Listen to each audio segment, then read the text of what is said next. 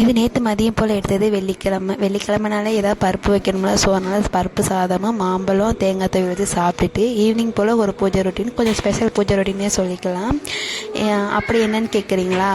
நம்ம இந்த வீடு பால் காய்ச்சி கரெக்டாக 1 மந்த் சக்ஸஸ்ஃபுல்லாக முடிஞ்சிருச்சு. இடையில கொஞ்சம் கைகால் சுகம் வந்து கொஞ்சம் இதாக இருந்துச்சு. ஓகே, அது எல்லோரும் கண்ணீர் அது அப்படி தான் இருக்கும் அப்படி சொல்லியிருந்தாங்க.